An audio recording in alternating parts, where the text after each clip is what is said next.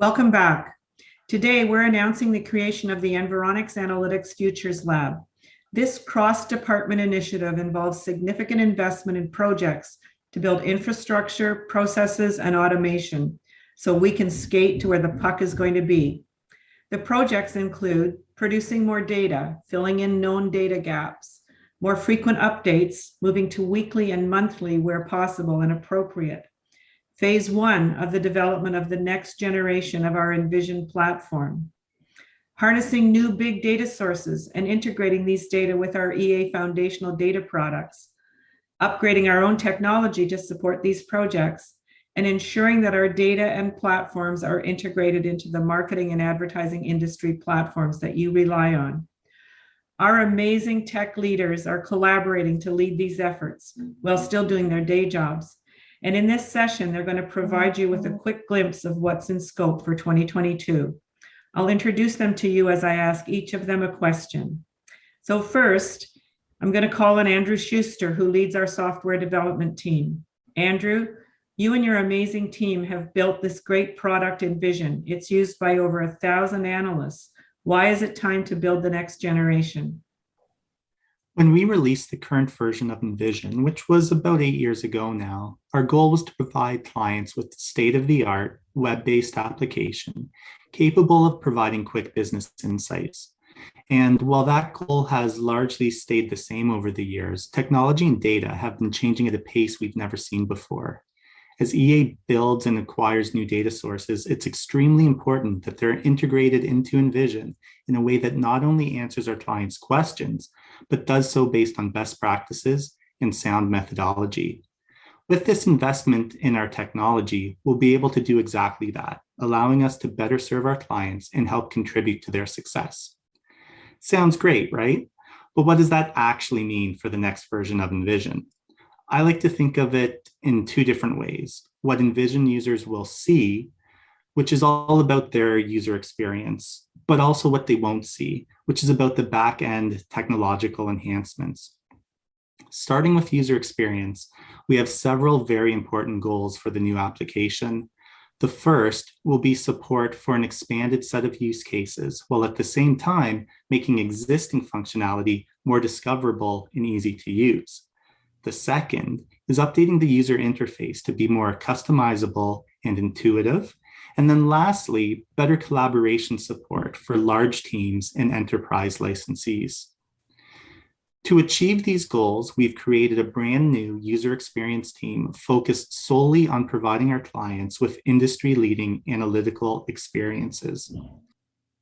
On the technology side, we'll be focusing on three major areas: data, APIs, and application architecture. As part of the new Envision, we'll be overhauling everything pertaining to data, including how it's built, stored, queried, and visualized, all with the goal of providing our clients more insights faster. In regard to application architecture, the new Envision will be more modular, extensible, and highly scalable to support an ever-increasing requirements of big data and our growing user base. Lastly, we're very excited about the new APIs we're producing, exposing both data and analytics to our clients in a programmatic way. In addition, we'll be building connectors to a variety of third-party platforms to make sure that everything we do as a company can be easily consumed by others. So, in a nutshell, that's our vision for Envision. That's great, Andrew. How will the Envision experience change? And will it be easier to find data?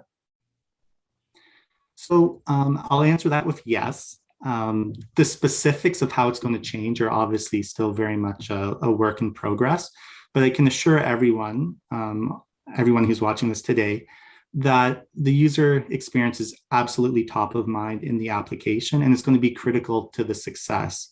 So it's something we're putting a lot of effort into, and we're very excited how that can take us really to the next level. Thanks, Andrew. Next question is for Peter Miron, who leads our R&D and innovation team. Peter, your team's been working for several years harnessing big data. We've actually moved from planning and evaluating to doing it. Can you tell us about your work with mobile movement data and web visitation data, and how it's made a difference to the kind of work that you do, and a little bit about what you've got planned for next year. Sure. So when we talk about harnessing new data, effectively it's always talking about big data, big new data in particular. Large data sets characterized by their volume, their velocity, their variety. We have to think about data as feeds, as a fire hose. You have to connect onto this data in real time. You need to take a look at this data, run machine learning models, running AI algorithms on them to figure out, well, how does that data really turn into an insight? We need to take all of that data, we need to correct it back to be representative of the population using control tools and methodologies, really to make the big data usable. So previously, if you take a look back 2020 and prior, we had done products like Mobilescapes and Visitor View and the like. Past year, we've developed a new product called Clickscapes, which, again, not the first, but this was a good example of what we've done, where we took a look at the web browsing, both at home and out of home. It's based upon a daily feed of network telecom data and allows us to capture interests, companies, and specific websites that people are interacting with, again, either at home or out of home. Because it's continuous, because that's one of the natures of big data, it's, from a strategic perspective, it's completely up-to-date insights. You can see also the evolution, how people change, how populations change over time. It can also be thought of in a tactical perspective, where it's not just an insight. You can actually see the effects of your campaigns in real time. As we think along to the next year and next year, 2 years, there's going to be a lot more sophistication around our web behavior insights process. We're going to be taking a look at the intent act, looking at slicing and dicing web behaviors, figuring out who used to browse this website and what websites they're now browsing, effectively taking a look at sort of digital indicators of cannibalization of sales. When we take a look at our mobile movement insights products, there's going to be a whole new collection of products relating to detailed population migration measures, including new to Canada measures. Taking a look at the context of the visit. Was it a day off? Were they being a tourist on that day? Was this a work day for the visitor? As well as the international visitors to these locations. And again, there's this big capstone, which is bringing it all together. So it's the integrating of both the offline and the online behaviors. Who clicks and then goes to a web store, or goes to a physical location. Who goes to a physical location, immediately looks at the product on the shelf, opens up their device, and immediately orders off of Amazon. So it's about tying together that physical and digital space. And there's a beautiful little nut in the middle of this, which is the advertising attribution, where you actually can say, these people were exposed to this ad, either out of home or digital or at set top, and how did they respond? And again, all of this together, bring it all together, this is the promise of the Futures Lab. Well, Peter, that sounds absolutely amazing, but I have a question for you. As we look at integrating all of these new big data sources, how are you ensuring that we are adhering to privacy and compliance standards? So in this case, all of our data, all the big data, again, privacy compliance is top of mind as we're doing this. It's privacy by design. We're looking at using anonymous, de-identified, and aggregated data. And again, in all of these cases, there is no chance of re-identification. This is what makes all of these solutions privacy compliant. Thanks, Peter. Very exciting work. The next person I'm going to introduce is Danny Human, who leads our analytics, all of our analytics, and also our core data development. Danny, as exciting as these new developments are that Peter's been talking about, at the same time, your team is still working on producing updates for thousands of variables using administrative data, surveys, and government data that our customers have relied on for years. You're leading a huge project for process automation. What does that mean? And how will these investments in data infrastructure impact our products and services in future? Well, thanks, Jan. Process automation is about being more efficient with our time. Our skilled and talented team of 13 data scientists have many years of experience with statistical models and spatial data modeling. They produce more than 60 data sets annually, and increasingly, we are producing data sets monthly, quarterly, and semi-annually. We have many routines and scripts and programs, all purpose-built and all custom, that have been built over the past 18 years. We are now looking to automate much of this process for generating our behavioral survey data, as well as huge portions of wellscapes. The plan with process automation is to speed up as much of the process as possible through clever programming and with data scientists and operations researchers who can focus on the statistical model implementation. We will tackle each phase of the survey predictions with one team, and another team will address wellscapes. There are three primary goals with process automation. Number one is, of course, to speed up the process. This is critical. We will automate the QC reports and get relevant statistics at the end of each phase to ensure quality and accuracy. And thirdly, we will program optimization routines to speed up the generation of multidimensional cubes that have many different demographic attributes. This is critical to the development of wellscapes and many of our financial products.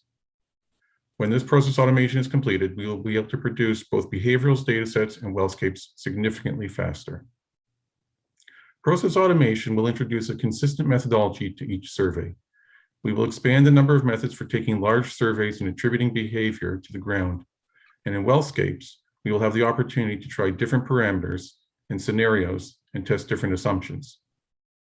Ultimately, we will be able to deliver data faster, which means we will have the possibility to take on additional data partnerships and release more data and make the data more usable for you. Many of you work with talented data scientists and researchers who have come to rely on our data. We are looking to expand our catalog of data and continue to offer the largest and most comprehensive view of Canada through the data. Thank you, Danny. Lots of good work, lots of exciting things to work on next year. John Nelligan leads our IT department, is our CTO, and also has extensive experience in working in many of the other functions in our company, which makes him ideally suited to lead the IT component of the Futures Lab. John, with all of this going on, you have to support the rapid growth while planning for even greater growth for the future. How has EAIT dealt with the challenge, and what are you planning for 2022? Jan, first, we're making significant investments in infrastructure, in storage to handle much of the new data coming in that Danny and Peter just described, and in compute to handle the heavy lifting that's required for some of these new automated processes that we're talking about. We're also looking at moving to hyperscalers where the need arises and where it suits the need. We'll be looking at Azure, AWS, Google Cloud, but importantly, how they can integrate with the technology and security we have similar to what we have in our data centers. Secondly, on data design, we'll be leveraging new technology platforms with geography as a focus, but that also look at multi-dimensions, dimensions across time or multiple geography dimensions that include origin, destination. Our data governance and our data production teams will be working with R&D, data development, software, big data deployment to make sure we have the best technologies to support these new environments. And then third, through our technology partnerships, we need to make sure that we have best of breed processes and technology in our SaaS platforms, but also in our internal processes. So we'll be using our partners like Esri and Alteryx and Snowflake and others to make sure we take full advantage of their complete technology stack to make sure that we've got the best technology to support these initiatives. And Jan, as you mentioned, this is a cross-departmental effort. So we're going to be working collaboratively with all of these teams, making sure we can support Futures Lab growth through this technology. So John, a quick question. You know, as we think about the technology infrastructure of the future, how are we making this platform agnostic and universally accessible? You know, both as we're looking to our internal users as well as eventually to our end clients. Well, Peter, I mentioned the hyperscalers, but also our data centers. We need to make sure that we are in many ways as platform agnostic as we can, because accessibility is key. We need to make sure that we have platforms that are accessible to all of our clients and internally to our own staff as well.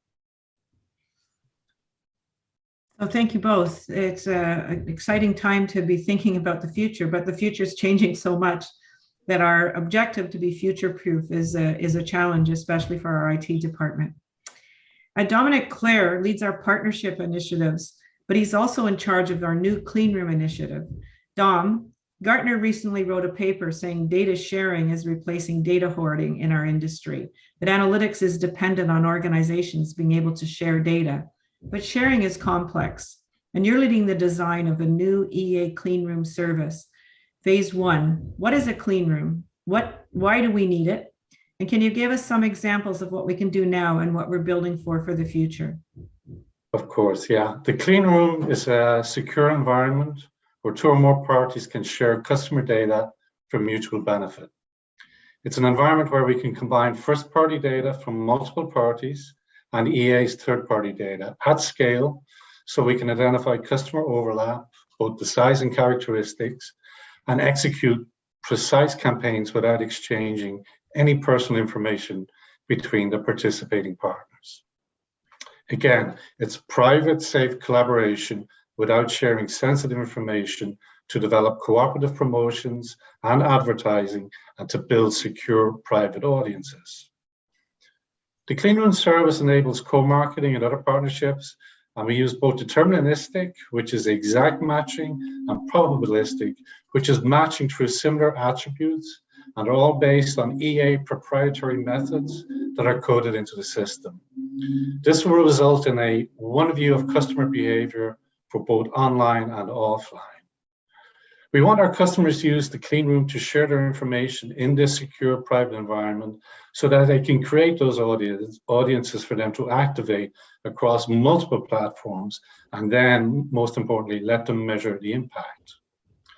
To date, we've completed a number of projects where we matched first-party data to quantify the overlap in each partner's data. We then conducted additional analysis to cross-tab behavioral attributes and prism profiles to identify the high potential cross-sell and upsell opportunities. We then provided back a scored customer file to each party without the sharing of either party's personal information, which is the most important aspect of this. Our plan for 2022 is to build this infrastructure by investing in the right tools and technology to ensure that we have the most secure and privacy compliant solution. We believe that we must build a solution that is a built for Canada solution and not just something that is imported and replicated from somewhere else. Thank you. It sounds like a big challenge, Yeah. but I know we're up for it. Finally, I'm going to call on Teresa Sinopoli, who leads our Integrated Platform of the Future project. Teresa, you've worked on the design and development of Envision from the beginning, but now you have the job of pulling together the business requirements from all of these projects and making sure that the enhancement of Envision, the replatforming of Envision, integrates with what Peter and John and Dom and Danny and Andrew are doing. How will we figure out what we need for now versus what we need for the future? With more new kinds of data, the need for connectors, and the need to design a uniquely Canadian solution, you've got to juggle the big picture with all the details. So how are we doing it? And what's the plan for 2022? 2022 is exciting. When we reimagine Envision, I like to use the analogy of Lego. Who doesn't like Lego? We got these amazing new Lego pieces. My colleagues mentioned harnessing big data, API connectors, the Clean Room project, activation, new technology. We want to use them with our existing Lego pieces. We'll continue to incorporate geodemography into analysis and develop more sophisticated ways to use it. We want to focus on tools that let our users connect their insights directly to activation. We know we have to build an integrated platform. We have to juggle the big picture with the details. We need to include connections from more activation platforms, including Bell platforms, as well as those of other media and agencies. Our users have told us they don't just want the raw data. They want the built-in routines, our expertise. They don't have to worry about the methodology. They want our platform to do all the heavy lifting. They want to integrate the insights directly into their own data pipelines. As we build a new platform, Envision becomes the foundation. We know we have to access all kinds of new data. Real-time analytics is becoming key. Multidimensional data, as we mentioned earlier, are more prominent. Our users are more interested now than ever in understanding market trends. What's changing? How can we better predict consumer behaviors? How can we better understand the competition? We collect data on usage as it stands now in our existing Envision platform. We have metrics all around the pain points. We will use this data to guide the rebuild. For example, and this is just one example, our data shows us visualization and presentation is key. Our users run thousands of reports every day. Customization, batching, scheduling, collaborating, these are all important elements that we need to consider in the new platform. And of course, we want to embed the best technology we have. We want to modernize the UI, and design and user experience, as Andrew mentioned, will play major roles in the rebuild. We want to make it end user centric. We want to make your lives easier. We'll assemble, build, and reconnect all these Lego pieces, new and old, and all in innovative ways to construct a platform. The Futures Lab is going to take us where the puck needs to be. Thank you. Thank you, Teresa. And I know that you're going to have that job of keeping it all together. And in some ways, I know it's going to be like herding cats, but I know that you've the experience that you have with what we do, you're going to be in a great position to make sure the Futures Lab projects are a big success. So that's it for us. That's what we're planning for 2022. Very exciting, lots of investment, lots of different components, and something that we have to do while we continue to do what we do day to day to make sure that we bring you the data updates, the functionality enhancements to our existing products while we build for the future. You have the opportunity to, you had the opportunity to ask us questions. And if you click on the next session in your agenda, the panel members will be available to provide answers to questions that have been submitted during the session. So please join us for the question and answer. And thanks again for being here today.